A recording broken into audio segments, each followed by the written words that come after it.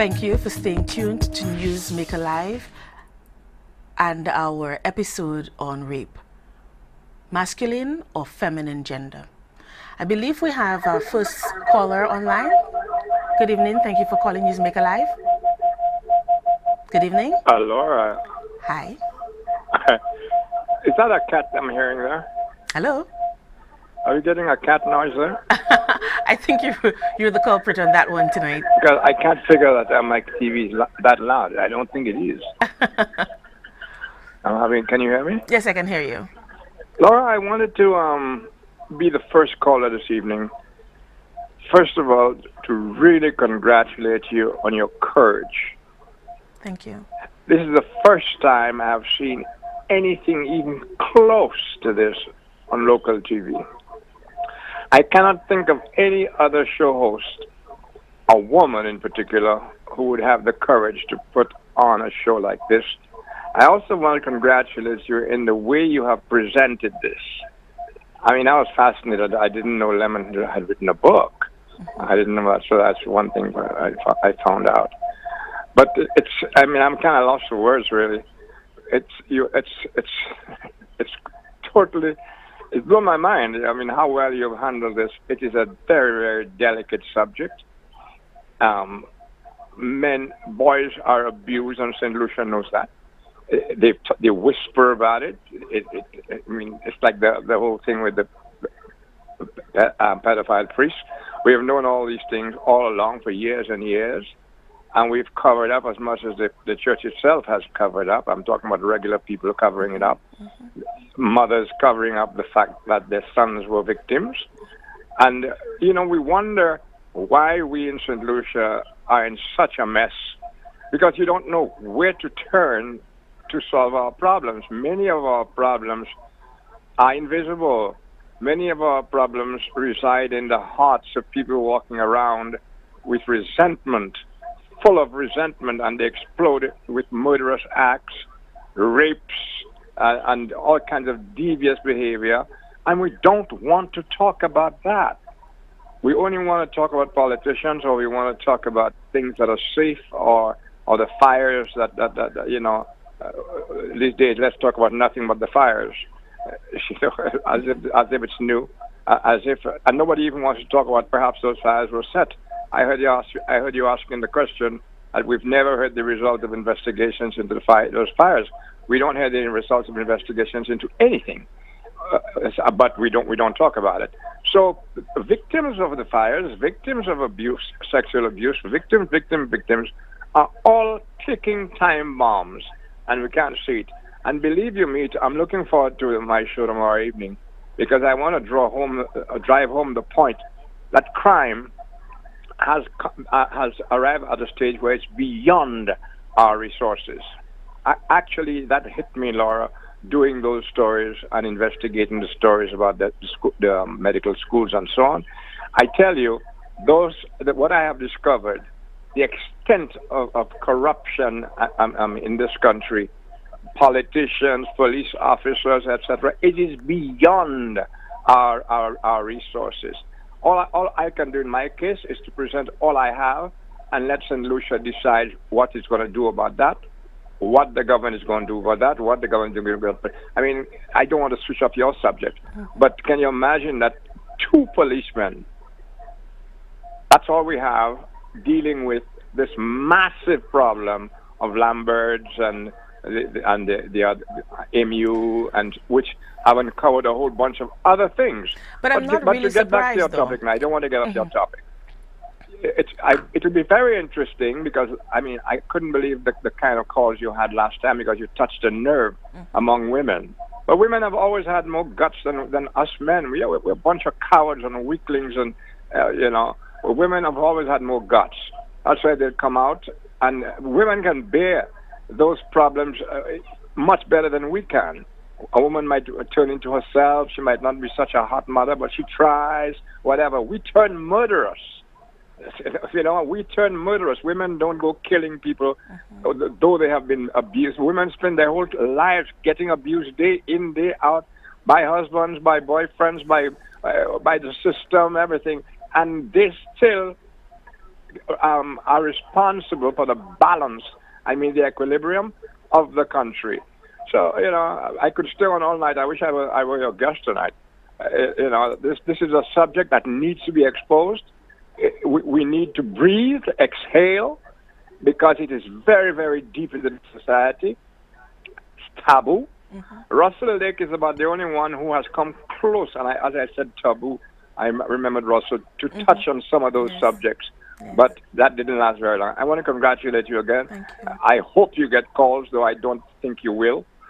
But it doesn't matter. Don't expect the calls because people are closeted. I thank you again for bringing that subject to the fore. It ought to be discussed generationally in the schools. It will never happen. Thank you very much. Thank you. And this is something that I feel very passionate about, and I've always said, the day that I get a platform, I will be bringing those kinds of human interest stories to the fore, because we need to hear about it. It's the only way. It has to act as a catalyst so that we can move on. We have our second call online. Thank you for calling News Make a Life. Yes, good evening, Laura. Good evening. Great program. Thank you. And I'm a little chuckled because it's always a hard task to follow after the indomitable Rick Wayne. And I know this is his pet subject, and what can you say about this gentleman? He is very involved, has written intensively of all aspects of St. Lucian life.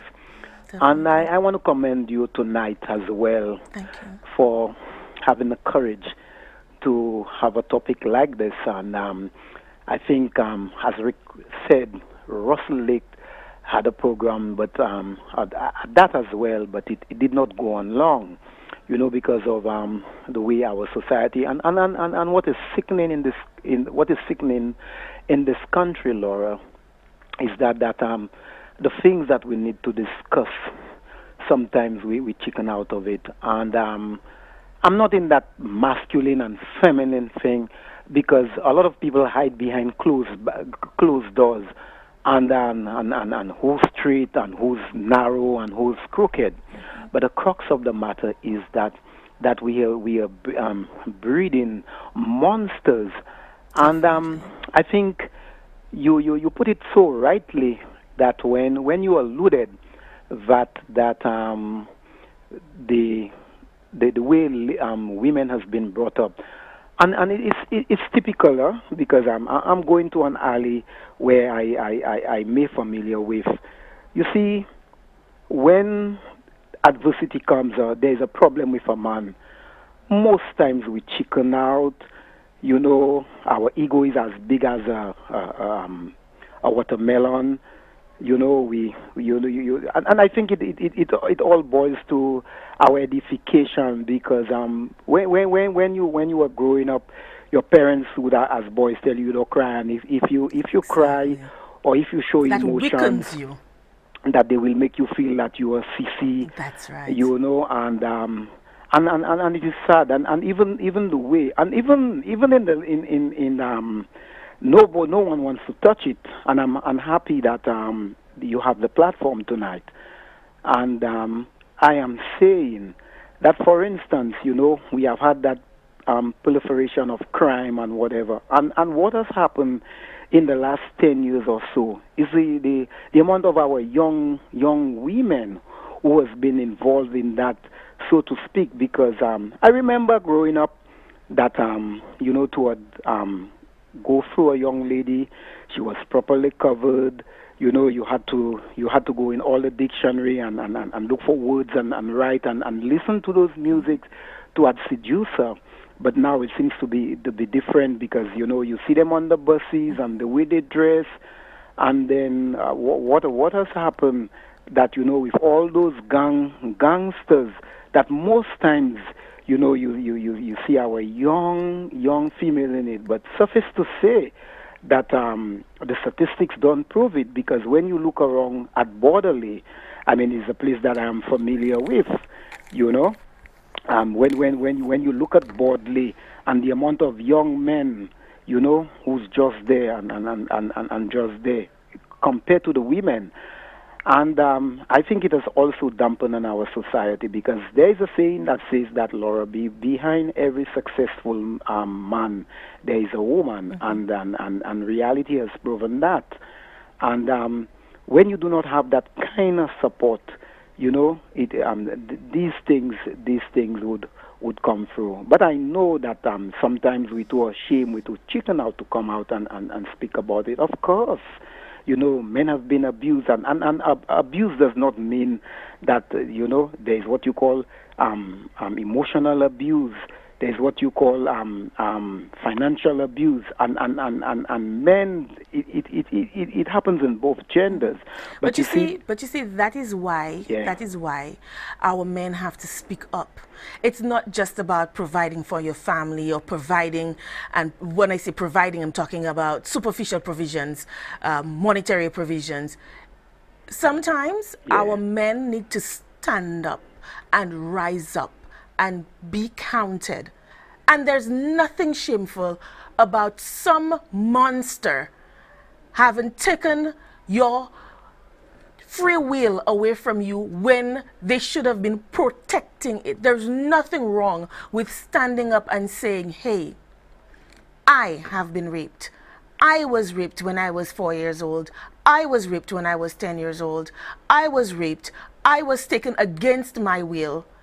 But I rose above. And I think that's one of the things that I want to bring out. Despite, it's not where you start, but it's how you finish, how you stay the course. And because it happened to you, doesn't mean that it has to happen to somebody else. By speaking up, by standing up, you could be preventing someone else from suffering that fate. Because then these children coming up who are yet to be abused, who may be abused, will be able to see the signs coming towards them. And even though they too are raped, they will be able to say to their parents, to somebody in confidence, this happened to me.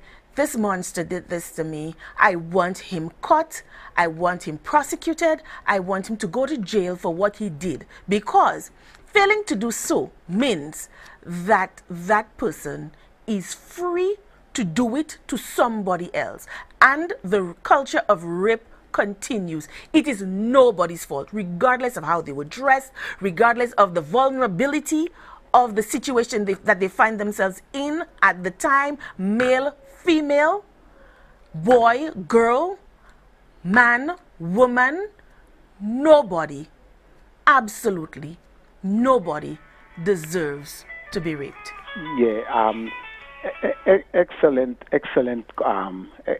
point. And in closing, Laura, something I wanna ask you. I mean, it is straight talk. As a woman, as a woman, as regards to like when a man gets into trouble with his spouse, and you know, there's this breakdown. You know, I know that it has not been proven statistically, but I know it's a fact that the women gender, they can analyze things better. They are more calculative in terms of well, for instance, I don't want to put you on the spot. You would have a situation that would have occurred between a man and a woman, and first off, you would when for the man to describe something, he might be chicken to describe the scene that has occurred. He would chuckle, or sometimes he would have to plan to say it, and the woman is spontaneously, you know, as soon as that happens, she'll able to just think on her feet and. But you see, it's because, like I said, it's the culture. It's how you were raised. It's how we are acculturated. Women are nurturers, and I'm not sure it's by nature, but it's definitely through nurturing. We are nurturers. And so we want to make things better, and we want to take care, and we want to protect. But our men simply believe that their role is to provide.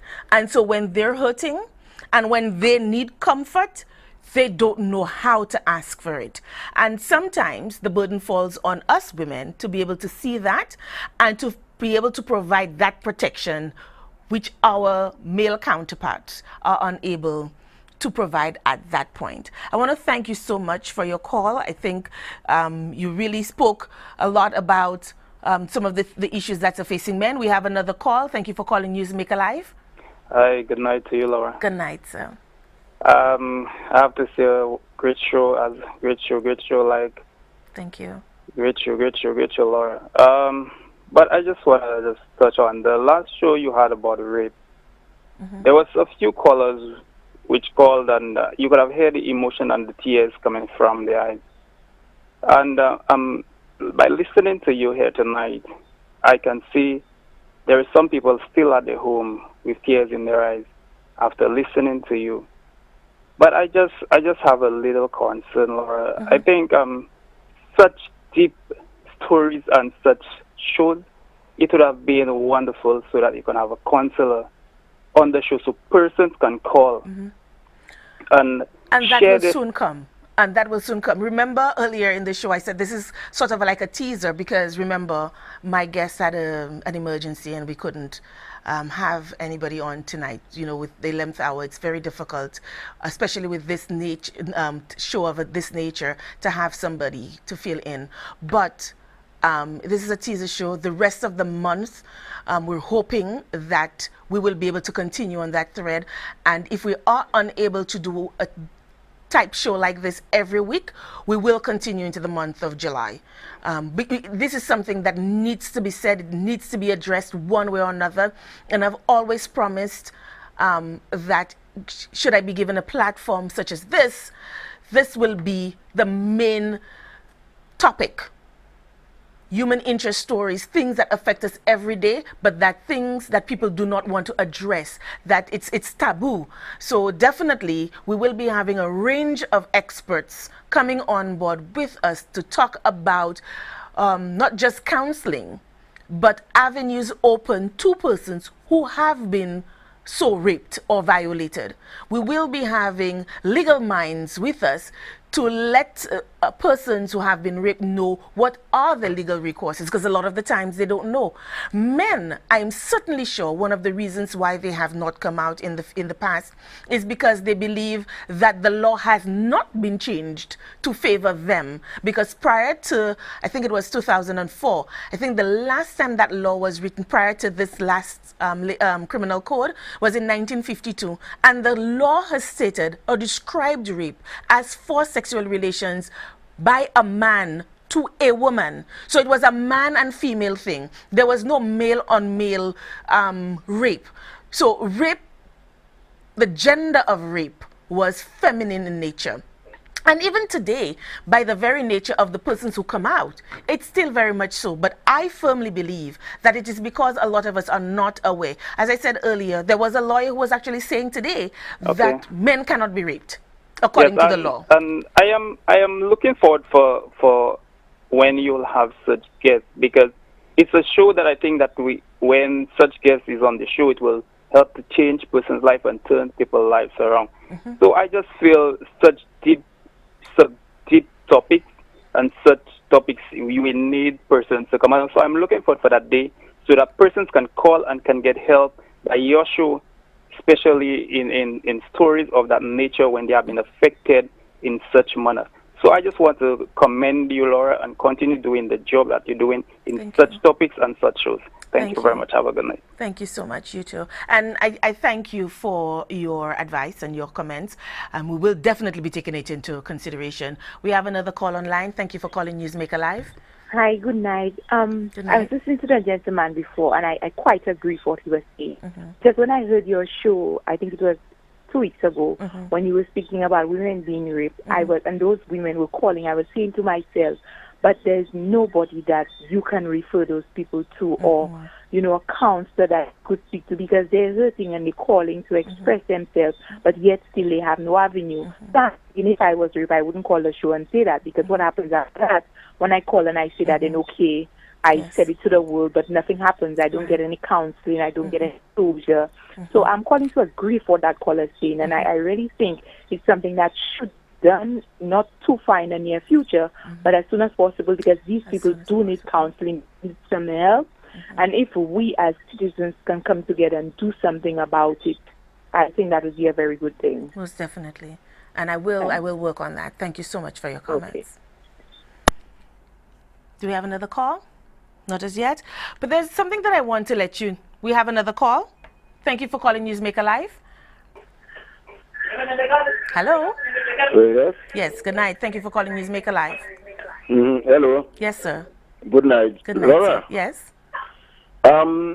as you, I think, regard that chat a while ago with you, it reminds me of a particular lady who used to, every time there is a case where a woman was raped and thereabout, and she used to be vocal, and she used to be more on that case. And I can mention her name, she was Flavia Sherry.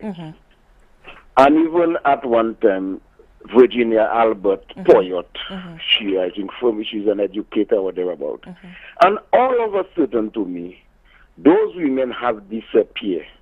You hear nothing from them. I mean, now Virginia is taking another post. I mean, she's one of the action women for the Labour Party. I'm not saying because of that she cannot speak on the plight of women. But come on with Flavia Sherry. Where is Flavia Sherry? Well, have you heard anything about Flavia Sherry? Actually, Flavia, from time to time, I would, when she's on island, I would speak with her and liaise with her and get some of her experience into how to go about certain things and, you know, get some resource people. But Flavia has, I think, a regional appointment, and so she's hardly ever in St. Lucia. She's very, very, very often out of St. Lucia. She still does the same work that she used to do with CAFRA, but she's more on a regional level. So I dare say, you know, people grow up and they move on. But I mean, I want to say, in as much as I may want to support you on what you said there, I mean, Flavia was not just only acting on for CAFRA alone. You could have called Flavia a shadow PRO for a political party. Flavia used to go at length. You understand? But now we need those type of women, and it's not just women. And there is a story called "Your Women Will Send Me." Your woman is a woman by yourself. But the question is that these people, I mean, we have so many. Listen to Rick. The amount of rape cases unreported to the police, the amount of young people that have been abused physically, emotionally, and name it.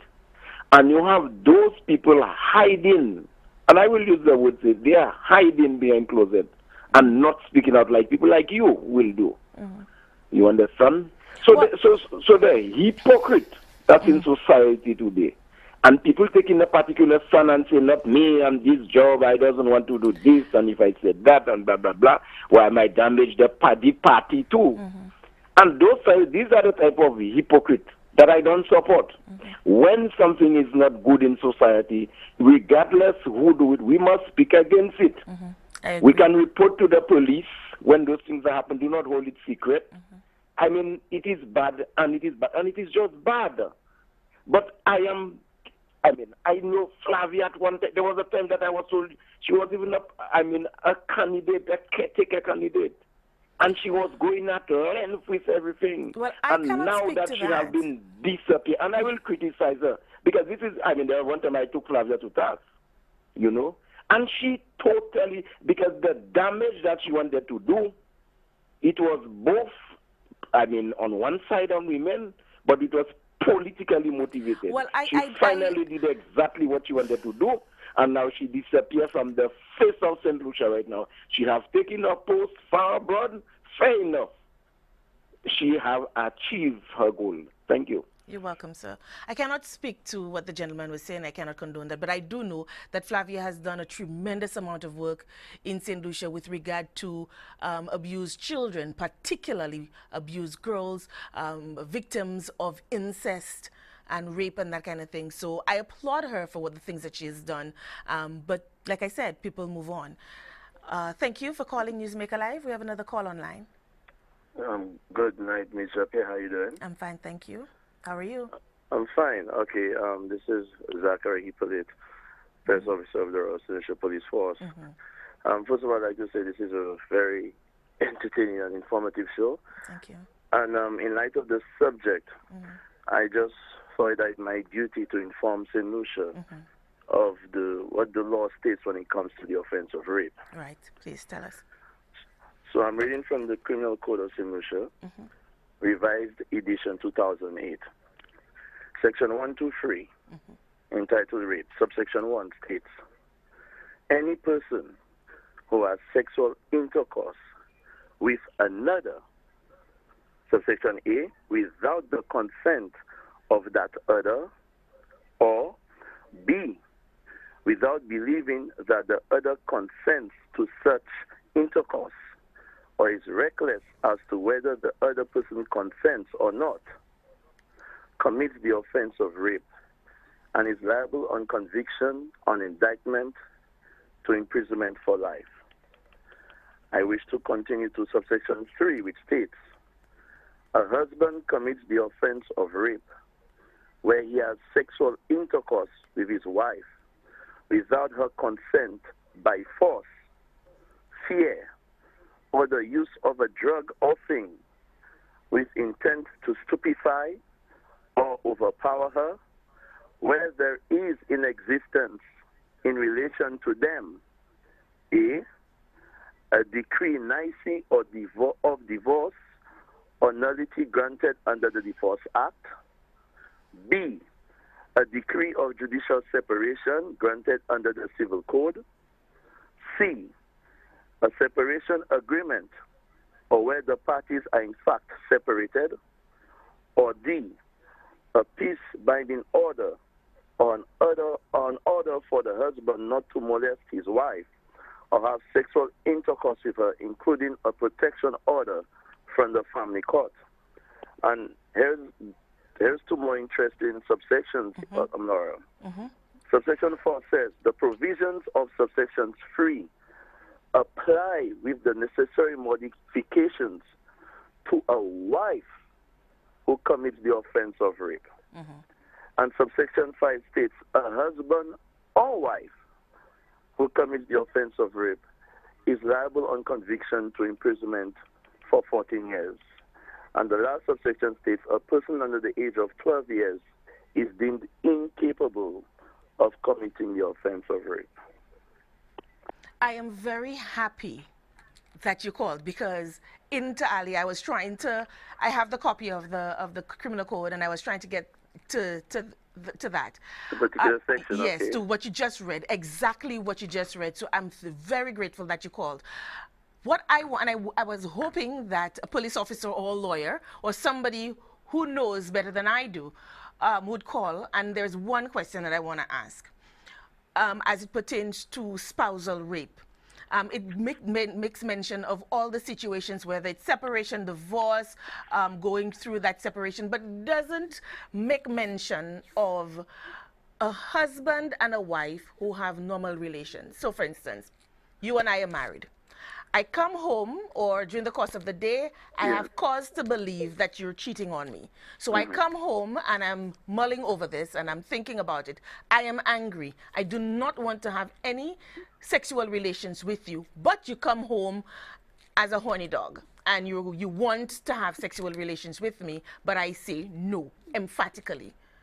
And then you force me. How does the law look at that? Because the law mentions some degree of separation has to have existed, and for the man to now, the husband to have forced, or the wife to force the spouse, the other spouse, to have sex. So in a case where there hasn't been there's no degree of separation, how does the law look at that? And how would, if somebody were to report a rape case such as I have described it, how would the law look at it? Because according to Section 123, there has to be a certain condition. Yes. Well, I would like you to know that, yes, you could still make a report to the vulnerable persons team, and there are sections, for example, like Section 130 that states indecent assault.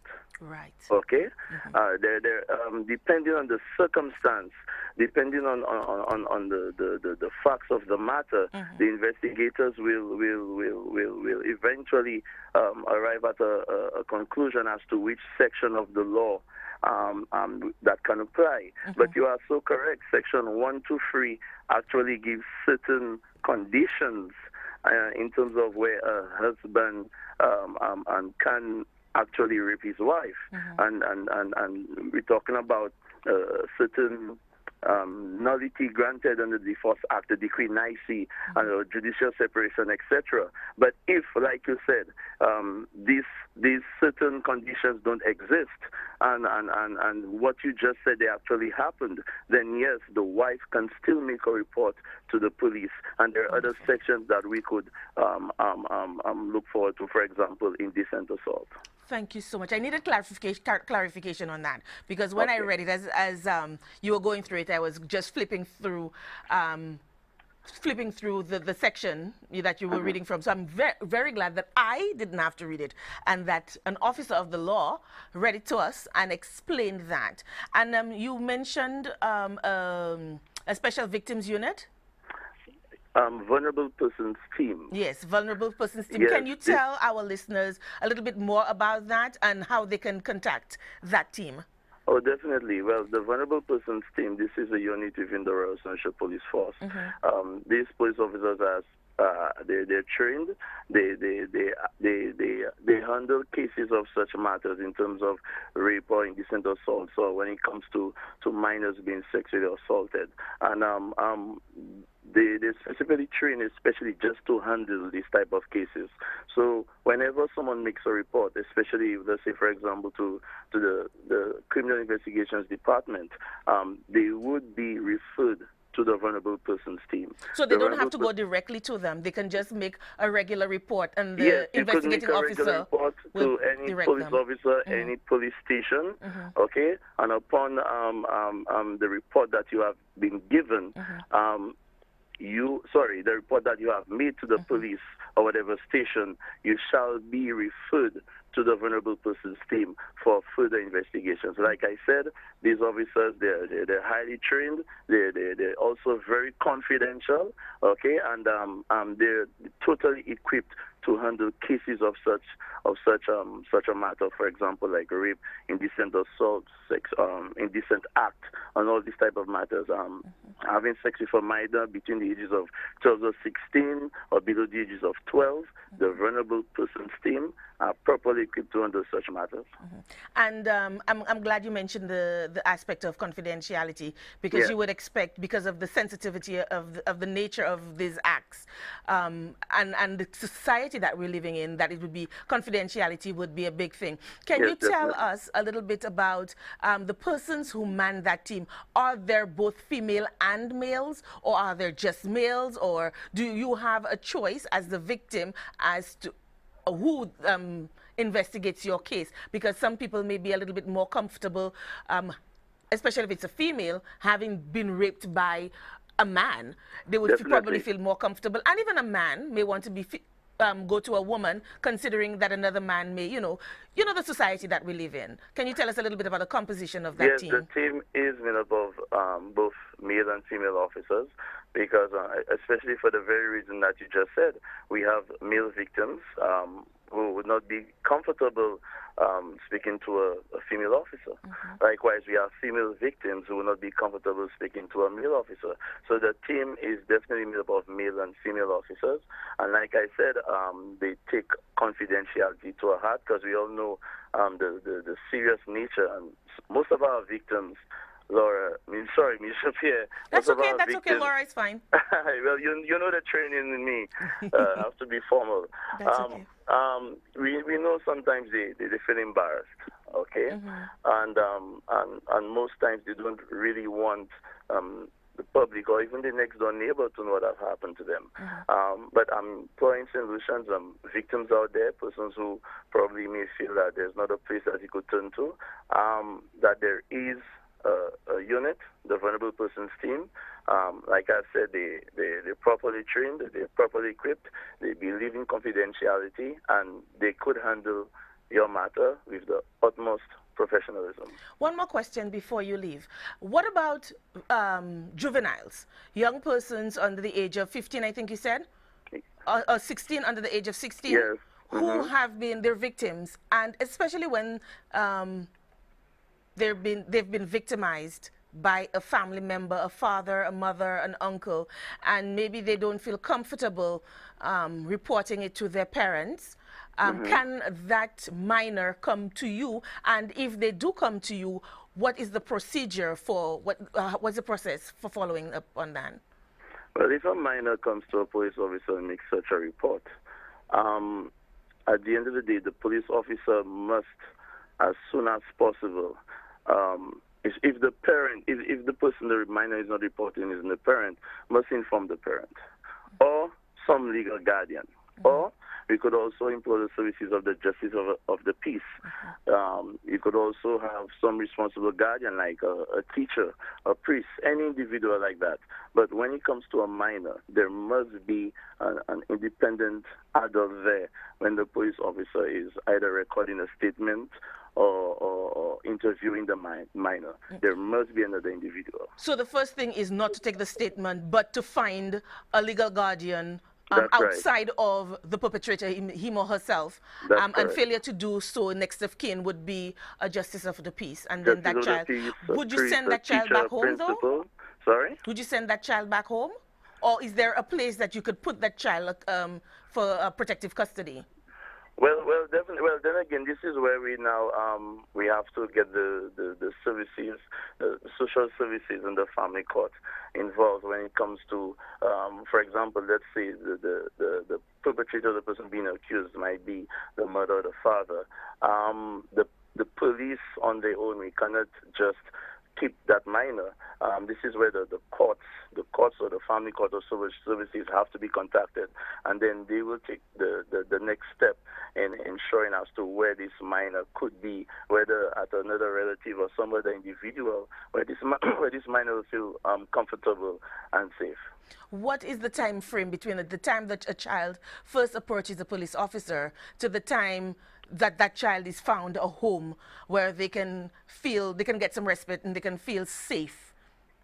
The time frame.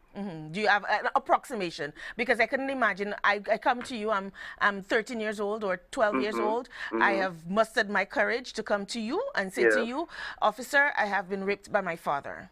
Okay. My father is married to my mother, and I live with the two of them. My mom, I can almost guarantee you, is not going to believe me. As soon as possible, as in immediately. Immediately. And that is why I stated that the police has to ensure that social services or the family court, is contacted and has been informed and apprised of the situation immediately, because this minor, this victim has to sleep. This person has to find some place where they could feel comfortable, knowing exactly what they may have just been through, this embarrassing and probably life-changing situation. So this has to happen immediately, as soon as possible, as soon as practicable. We can continue on and on and on and on. The questions just keep flowing in my head. But finally, I promise it's the last question. It's midnight. My father has just whipped my mother soundly and then ripped me. And then we're coming to you in the dead of night. We've been able, he's drunk, he's passed out, and we've been able to escape the house, and we've come to you, both my mother and myself, and we've come to you at that point, at midnight. You were able to wake up a few people, I assume? Well, definitely we will, by all means, in interviewing the minor, we would like to find out if there's another relative or someone who this minor would feel comfortable in staying with for the night. If, Ms. Japierre, this is not possible, let us say for some reason or the other, we're not able to get in contact with any individual at that time of night, then definitely the police now will not have no choice but to try to accommodate that minor. Be mindful that we have to ensure that the necessary notes are placed, that the necessary superiors, the necessary persons are informed, probably even the magistrate, or have to be informed of the situation. Because when it comes to minors, as you know, it's a different ball game. We have to ensure that the minor is comfortable, and this individual who's now a victim, who's going through this trauma, this stress, is not placed under any further stress. So, like I said, as much as possible, we would try to ensure that we're able to get another family member, another relative, someone who's responsible enough, or this minor would be comfortable to stay the night with. If that is not possible, then we, the police, definitely we would have to make some form of accommodation to keep that minor. Bear in mind that we have to ensure that we do everything under the confines of the law. Definitely. Involuntarily, I told a lie. What about the center? There was a center for abused women that they could go in and get some respite for at least 3 months. Do you know what is the state? I know that they had closed down for about 3 months or so, and that 3 months had turned into 3 years for renovations. Do you know whether the renovations have been complete, and would that be a possible shelter, a possible avenue for that family? Unfortunately, I do not know the status with this shelter, unfortunately. But definitely, if this shelter exists or is in operation, yes, that would definitely be a place that the police would have been able to contact in trying to house a victim or a minor for the night. But off the top of my head, no, I do not know the status of this place, no. Okay, well, thank you so much, Officer Hippolyte, for calling in, getting the line, and for sharing with us those pertinent pieces of information. I think all of St. Lucia is very grateful for that, and we can breathe a little bit of a relief knowing that the law, it's not just me who's saying it, but that the law accommodates for a range and a multitude of facets of rape and abuse, sexual abuse of not just women, but of men and minors as well. Thank you so much for calling in. Yes, definitely, and I'm also grateful to inform the public. After all, that is what we're there for. The police, we try our best to do our best with the limited resources that we have, and we will continue, Ms. Jean-Pierre, to serve the public and create a safer environment for all people in St. Lucia. Thank you. Thank you so much. Ladies and gentlemen, St. Lucia, this has been Officer Zachary Hippolyte, PRO for the police force, protecting and serving. We have another call online. Thank you for calling Newsmaker Live. Hello? Hello? Yes, good evening, sir. You're on air. Yes, good night, madam. Good night. Yes. What I advise you to do, please, if that gentleman just finished talk to you a while ago, if you could advise him to come on the show with you, and he will teach people what. Definitely. I've already taken a mental note. He'll be getting a call from me on Friday. Okay. Thank you, sir. You're welcome. Yes. And St. Lucia, I was just getting ready to reference in full the criminal code as it pertains particularly to spousal rape. We have another call online. Thank you for calling Newsmaker Live. Hi, good evening, Ms. Jean-Pierre. Good evening. I must congratulate Zachary, because for all the years that we've been having PROs, the 5 minutes or so that he spent speaking with you has actually enlightened me so much on the laws and the avenues available for rape and abuse victims. You know, he did a wonderful job. I think so. I agree. He did a marvelous job. Well spoken, well informed. Thank you. Thank you so much, ma'am, for calling in. And I applaud Officer Hippolyte for calling in. I mean, a lot of the times you could say, oh, I'm off the clock and I don't have to call. But this is another prime example of the police protecting and serving. Good evening. Thank you for calling Newsmaker Live. You're on the air. Good night, Ms. Jean-Pierre. Good night, sir. Yeah, the point I want to make, I think this whole rape thing, we should place a little more emphasis at the schools, because with the minors, what you find, they are easier to disclose their little problems with their teachers than even their mothers. So I think they should place a little more emphasis when it comes to the school, and because you will see a different behavior in your students. You probably could question them, and they will at least release a little part of it than to the mom or to some other relatives. So I think at least the government should put some input to train at least one teacher in each school.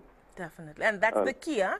The teachers have to be trained to be able to see the different behavioral patterns from when a child, you know, has been behaving normally and then there's a change, there's a shift in the behavior patterns of that child, to be able to put your finger on it and say, I wonder what's going on, and to do some investigation in school. Exactly, because during the day you find that student spends most of their day with that teacher.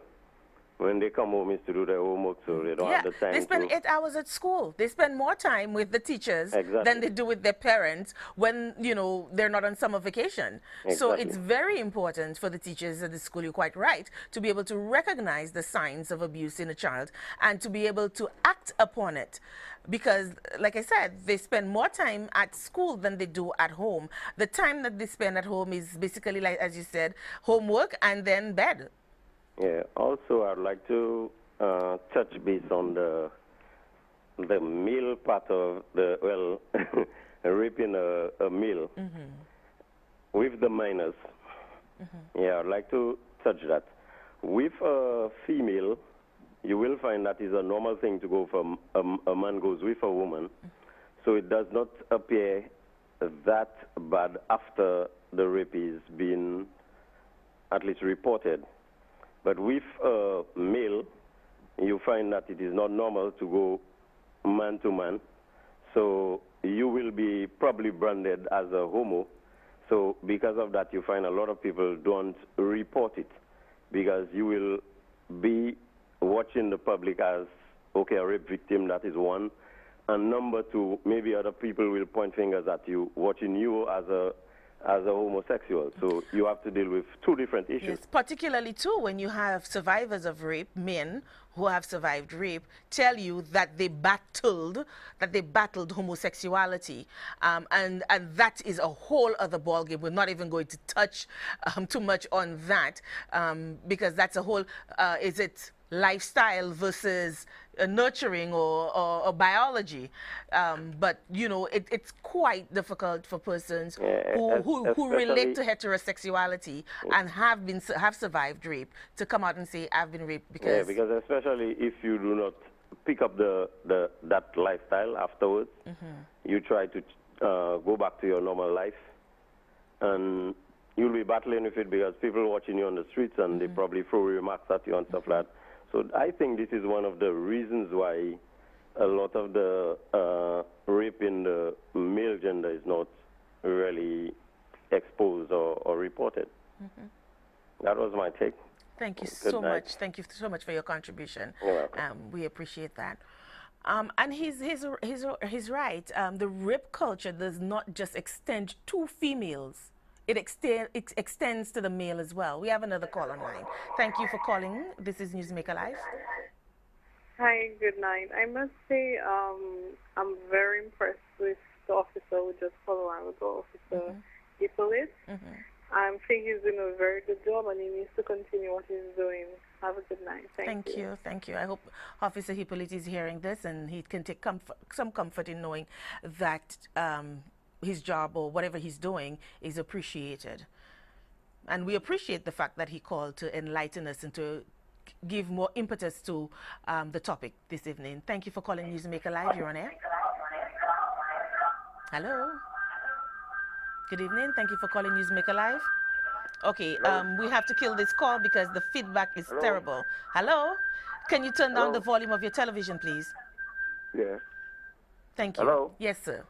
Okay, good night. Good night. The topic is very interesting and very important for the time that we live.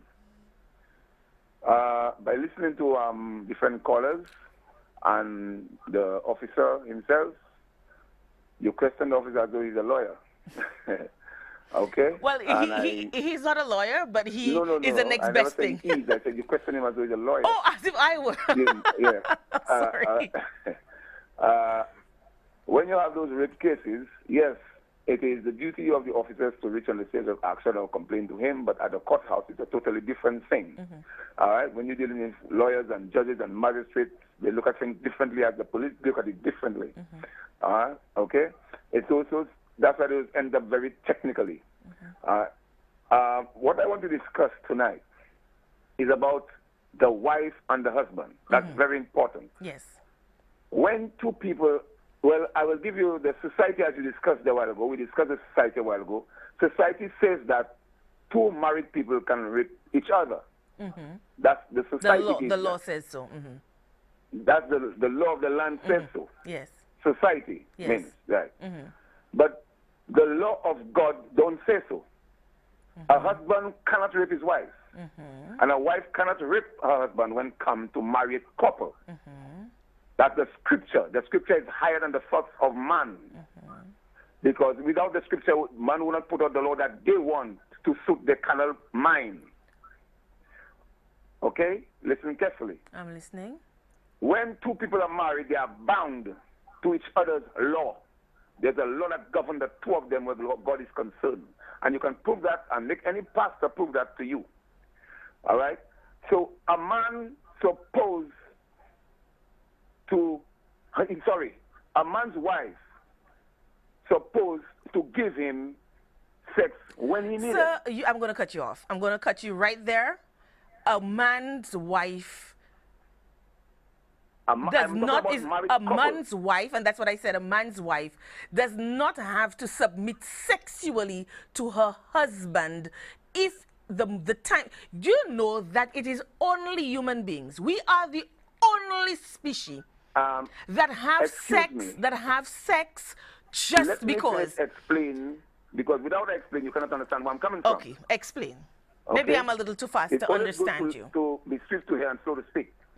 I'm saying to you, they are bound to each other's law. There's a law that governs them as far as the word of God is concerned. And the word of God is the word of God, not the word of man. Okay? Now, this law is a bind until death.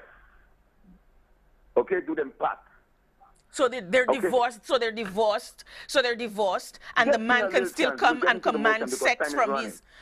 No, don't worry about that. I will give you all the time in the world, because I want to understand. So you're saying that I am divorced from you, but because the law of God says that I have one husband, you can just come into my home at any point and demand sex, and I'm just supposed to lay back like a slab. I'm not talking about a wild man on the street. I'm not talking about a zombie. You're talking about your husband, and some of these societal men, they behave like animals, where you're supposed to just lay back and just submit and open your legs and say, here, have at it? Is that what you're saying? That I am divorced from you for whatever the reasons are? And I may even have had an annulment. Let us reason constructively. We're reasoning constructively. Explain. Yeah, let's reason constructively. Now, you must remember, I am a female and I abhor any kind of violence against women anytime anybody takes any control over anybody. We are not that is violence. If I say no and you take it against my will, specifying any violence. It is violent. Sir, hold on. Man. It is violent. It is violent when I say it is violent when a wife says to her husband, not tonight, and he forces her down and takes it anyway. That is violence. That's a different story you're saying there. I said we're not talking about violence. You bring in violence. No, but you're saying that. But that is rape. Couple but sir, that is rape. That is rape. That is rape. That is rape. That is totally two different things. That is rape. We're talking physical with spiritual. You're not on topic, sir. We're talking about rape. And as Officer Zachary, explained before, and as I explained earlier in the show, rape is the unconsensual act of sexual intercourse by one person against another person. And anytime there is unconsensual, I say, no, you force me down, whether it's through chemicals, whether it's you tie me down, whether it's by dint of your sheer force, your strength over mine, that is violence. So I am not going to condone that. I am not going to condone that. We're not talking about wrestling or fighting. That you bring in all those things that we haven't mentioned. That is rape. So when you tell me about a man and a woman who are married, sir, you're not on topic. I am sorry, but you're not on topic. Because when a man and a woman, a wife and a husband... I think you better go and read the scripture. I think you better read the scripture. You'll do better. And a wife has consensual sex, that is not... I am sorry, sir. You're not going to win this argument. But we are talking about rape this evening. We are talking about rape. We are not talking about consensual sex. We are not talking about a husband and a wife who are having a great time. We are not talking about that. I'm sorry. Have a good evening, sir. Thank you very much for your call. Thank you, darling. And St. Lucia, this is what we're talking about. We're talking about the rape this evening. We're not talking about a married man and a married woman who have no issues. Officer Hippolyte explained it to us as it is written in the law. It is not a case where a man and a woman or wife and a husband are having consensual sex, or a woman just feels, oh, I'm not up to it, and, you know, so. We're talking about a man who takes it against his wife's will. That is what we're talking about. That is the topic. We have another call online. Thank you for calling. Good evening, Miss Laura. Hello. I can hardly hear you. Can you speak up, please? I'm watching your show. Hello? So what about the malicious women they have in St. Lucia now? Yes. So can you start over? Tell me about them. Because they have a lot of women that saying they rape and they're not, you know. Hello, sir. Can you start over? I didn't hear you in the beginning. I'm saying, what about the malicious women they have in St. Lucia? Well, we're not talking about that this evening, sir. As a matter of fact, the topic this evening is about male against male, and we're talking about generally, but let's try to focus. Yeah. So can you turn down the volume of your television, please? Can you turn down the volume of your television, please? I'll do that right now. Thank you.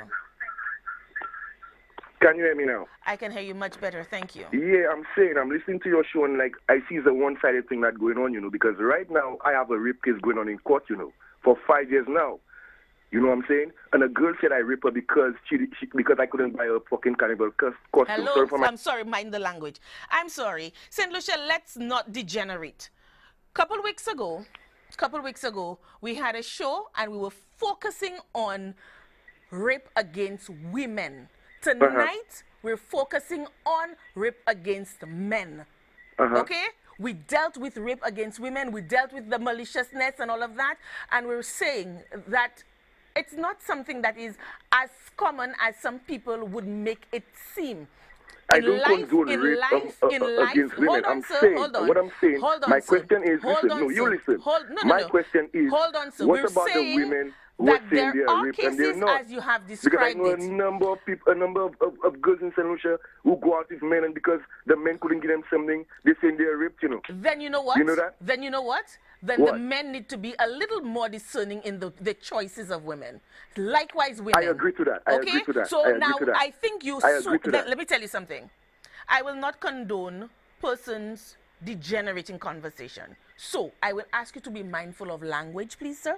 I'm sorry about that. Yes. But I'm pretty upset about how you're thinking. That's what I'm saying. I can understand. Because you seem to be putting things. I know in more circumstances where, okay, I go to bed if I have a girlfriend and I say I don't want to have sex. And when I look at it, my boxers are torn off, my shirt is torn, my vest is torn off. But you've been raped. I'm having sex right now. Isn't that rape? So you've been raped. And so... Isn't that rape? I just said so. You're not listening to me. I said you have been raped. And as Officer Zachary took his time and we spent about 10 minutes on that, there are avenues for you. The law is not feminine in gender. It is neutral in gender. The same way a woman can go to the police officers and say, I have been raped, and be transferred or pointed in the direction of the vulnerable people's team, the same applies to the men. Know, sweetie, both you and I know, if a man goes to the police station to make a report, you will never know. He's been raped or whatever, everybody behind the police desk will just laugh. Well, you know what? And you know that, and I know that. Well, you know what? Okay. There comes a point where we have to. No. My phone will cut off. I'm going to listen to you on the TV. Okay, wonderful. I'm sorry about that. But St. Lucia, men, let us face facts. You think it's not difficult for women to go and say that they have been raped? Of course it is difficult for women to go out and say that they've been raped. And so, men should take the egos out of it and stand up and speak out. My show is always open for anybody who could prove to me, any man who could prove to me that they have been raped. They made a report and they were laughed out of a police station. My show is always open, and you will always have a platform as long as you can prove your case. We're not slandering anybody. Okay? We have another call online. Thank you for calling Newsmaker Live.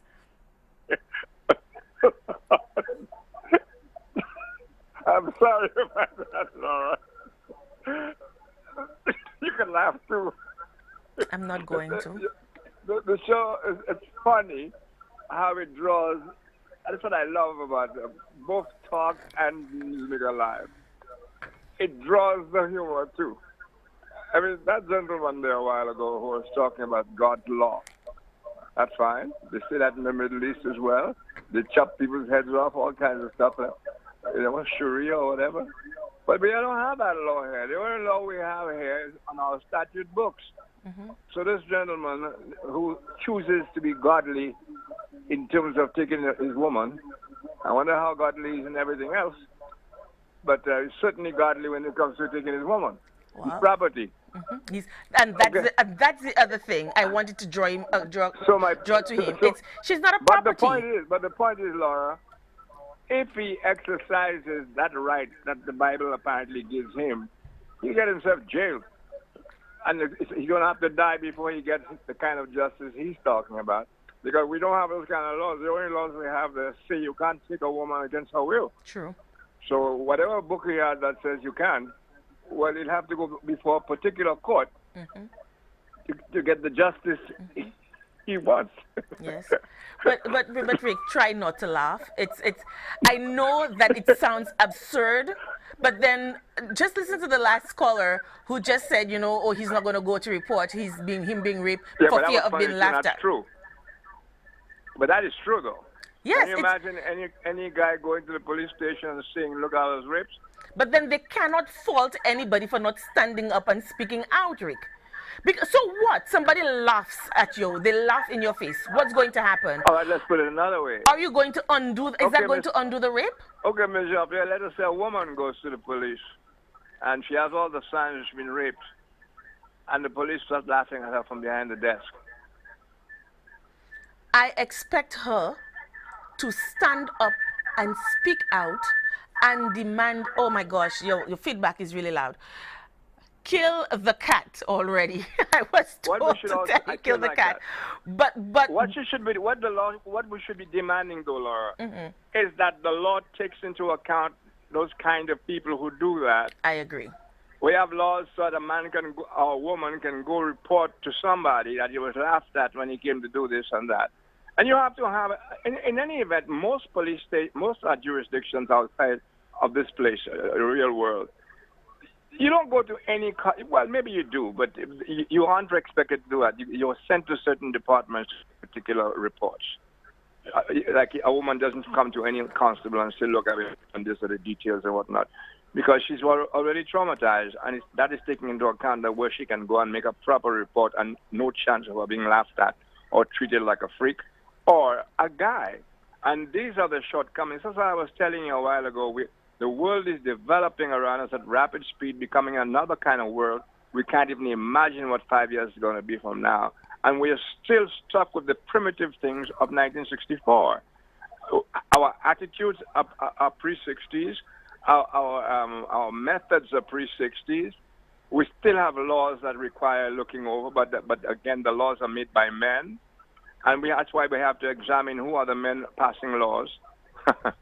So that if you have a bunch of rapists or as lawmakers, you're in trouble. Yes. That's why we have to be careful, all those little things. But that's why I think this show, I probably am the last caller, That's why I think a show like that is most educative. You know, it's a very educational show because it is also pointing out the weaknesses in the system that permit the rapes, that permit the guys to get abused, the little boys to be afraid. We have to set the road so that people know they can go and make reports with confidence. A lot of the rapes that are not reported are because the people are twice traumatized. And we not only should we be talking about rape like you're doing there, which is fantastic, we also have to talk about the shortcomings of the system that perpetuates this second rape, as it were. Thank you very much. Thank you very much for your call. And we don't usually permit 2 calls per person, but you know, in this case, it was apt. And I just want to remind the penultimate caller, the caller prior to this last caller, I just want to remind him that a few years ago there was a doctor who had been accused of rape. Okay, and the case went to court and he won his case. Now, I'm not saying that he didn't actually rape the girl. I'm not saying that the girl lied. But the fact of the matter is he pursued to the end and judgment was awarded in his favor. So there are incidents where men have been accused falsely of rape and have persevered and cleared their names. And I'm saying the same law that applies to women, it applies to men. Stand your ground. Be a man. Don't care about whether people are going to laugh at you. Be a pioneer. You know, trailblaze in that area. Show other men that it doesn't matter what other people think about you. As long as you know you are right, there is recourse within the law for you. We have another call online? Wonderful. Thank you for calling Newsmaker Live. Ms. Pierre, like you said, you usually don't allow a call to call twice, but I have to call again. No, I will allow that. Thank you. I have to call again. Yes. And this old perception, this old age perception that the police is laughing at victims, it's about time that someone speaks about, and I'm doing that right now. I'm speaking against this. It's about time we squash this old myth, this old thing. If this was happening back in the day, Ms. Pierre, I could rest assure you this isn't happening now. One of our objectives, one of our missions in the Royal Commercial Police Force is to provide a professional policing service. Men, women, if you come to any police station, any police officer, you are a victim, you know, and you've made a report, and this police officer has reacted in a way to make you feel uncomfortable, to make you feel as if like you're a joke. You need to report this individual to a supervisor. We in the police force, we do not condone such behavior. I used to be in investigations. I used to be at the Gozé police station as an investigator, and I remember a gentleman coming to the station and making a report where a woman forced him. None of the officers there laughed. As a matter of fact, Mr. Pierre, they were even upset at the fact that this happened to the gentleman. Okay? And then he was referred to the appropriate investigators. Okay? We in the police force, we are there to provide a professional policing service. You see, Mr. Pierre, the problem is we have a society where old age conceptions just for some reason tend to live on, and almost as if like we do not evolve as a people. We've got to indoctrinate our people. We need to keep sending out the message over and over until they get it. Yes, and I so agree. It's almost like saying, you know, there's this thinking that, and pardon me by using this loosely, Sabines are hotter in bed. I mean, this is ridiculous. What do you mean Sabines are hotter in bed? If you have not interfered with a Sabine or any other form of female interest of complexion, how would you know? Men out there, I am telling you, okay? If you are a victim of rape or any sexual offense or any offense that matter, do not have any fear. You will come to the police, make your report, and you shall be treated professionally. And if you are not treated professionally, please, I am inviting you to make your report of this unprofessional conduct by a police officer. But there is a complaints unit, isn't there, in the police force, officer? Yes, there is a complaints unit. Can you tell them how to get to that point if it is that they've made a report and an officer has laughed at them, how to go about getting restitution? And Mijate, you know, I don't even, how could I say that? I can't even fathom an officer laughing at an individual that's a victim, you know. If this has happened, I would like to hear of it. It is just something that has, however, if it does happen, I am telling you, there are supervisors at that very station, okay? There's someone else you could always speak to. So they don't necessarily have to go through the complaints unit. They simply need to ask for a supervisor. They just need to ask for a supervisor. They just need to ask for a supervisor. And then if it warrants that the matter be referred to the complaints unit, then there is. But there are supervisors at the station. And if that supervisor, who most probably would be the corporal, okay, does not give you a satisfactory response, then you go to the sergeant. I mean, we act in this country as if like we don't know what to do or what to say, but everybody knows what to do, what to say whenever they call a talk show. Okay?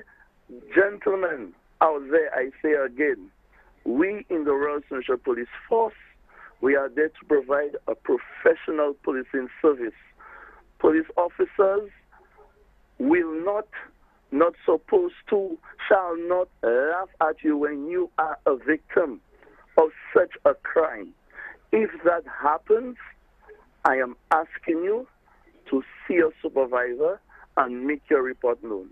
What would you, what is the advice you would offer to the gentleman who says that he has been falsely accused of rape, and it's 5 years since he's been dealing with this in the courts? Is there any way of explaining?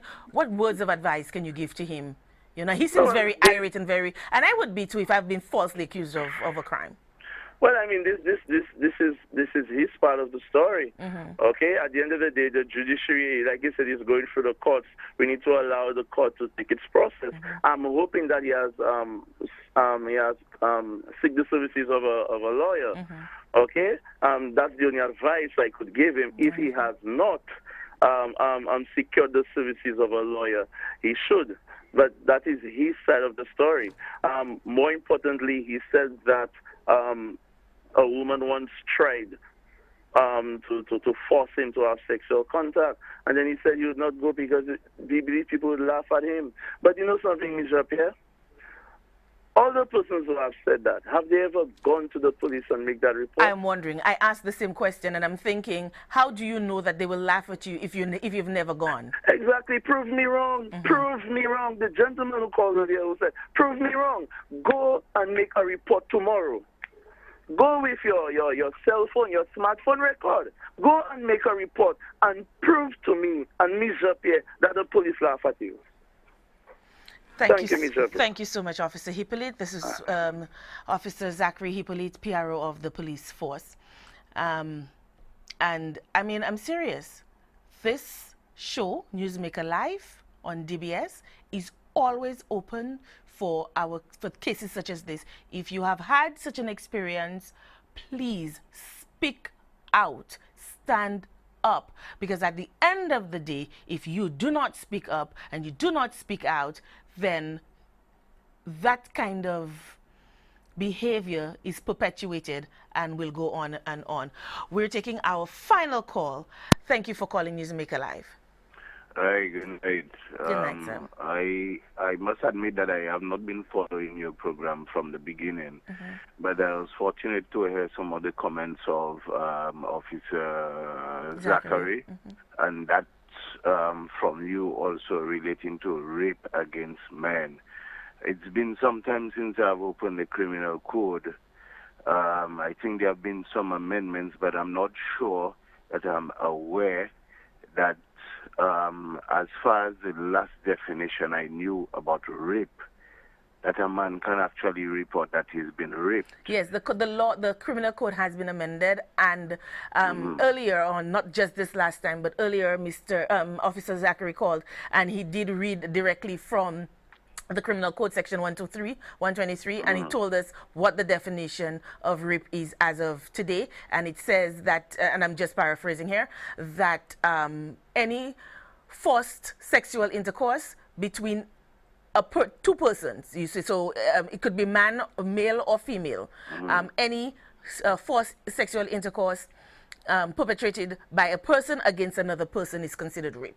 And it is said it is a very neutral gender law. It is not feminine or masculine. Yes. Very well. That takes me to the point about the historical content and the actions based on history.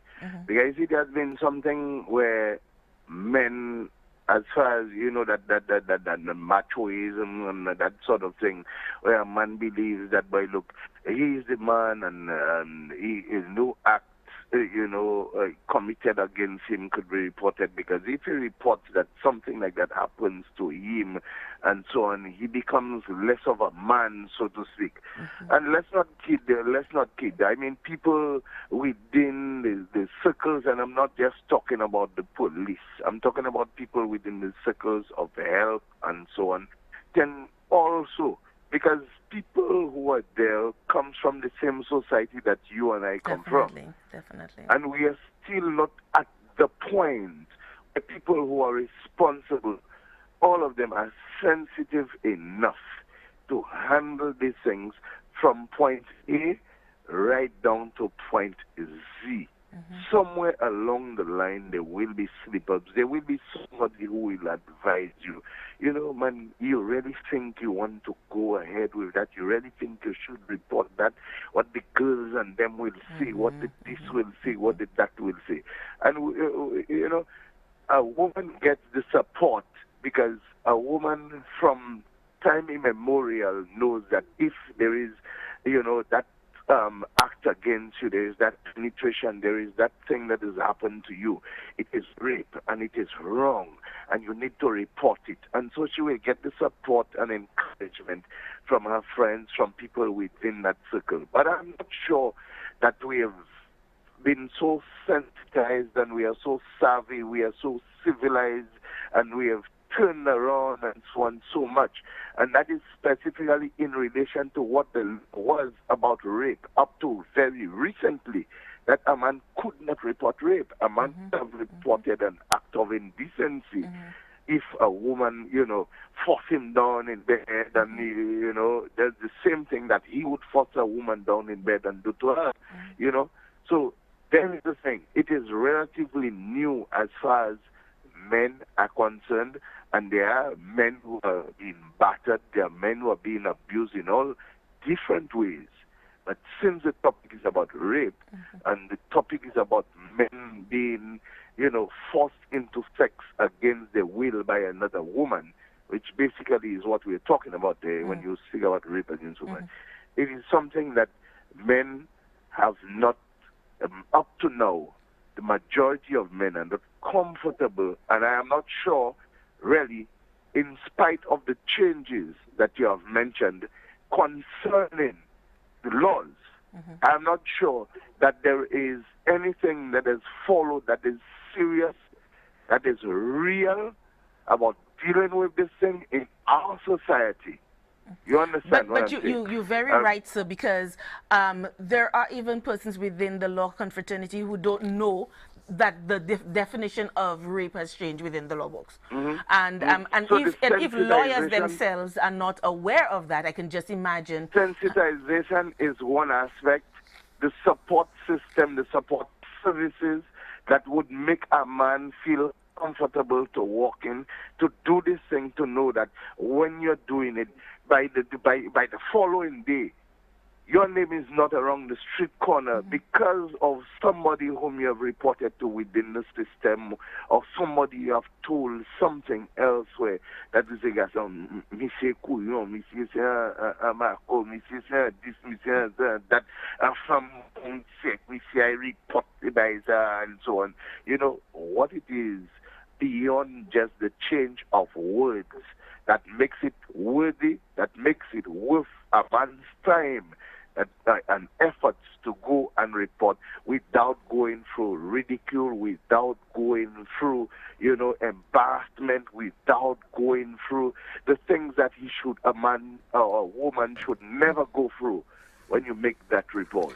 Okay, so that is what I want to say. I really want that there to be a continuation, there to be a real reflection, a real, something that reaches out to this victim from point A right down to the last point in terms of that sort of thing that he can actually go and report and feel comfortable that the system is really supportive of that thing and not just a change of the words in a code or a change of what the PRO says. It goes beyond the PRO. It must be something that's institutionalized.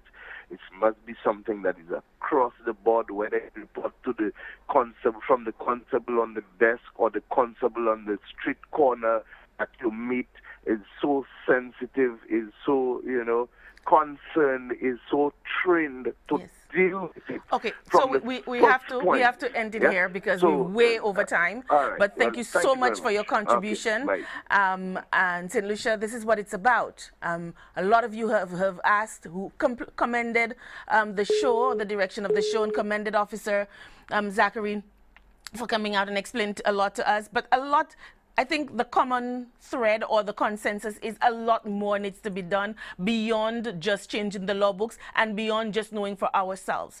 If the people do not know, then we can never see a mass move away from the old to the new and standing up, speaking out, and making the change a very real one. I want to thank all of my callers and viewers tonight for joining in the conversation on the genderization of rape and just rape in general.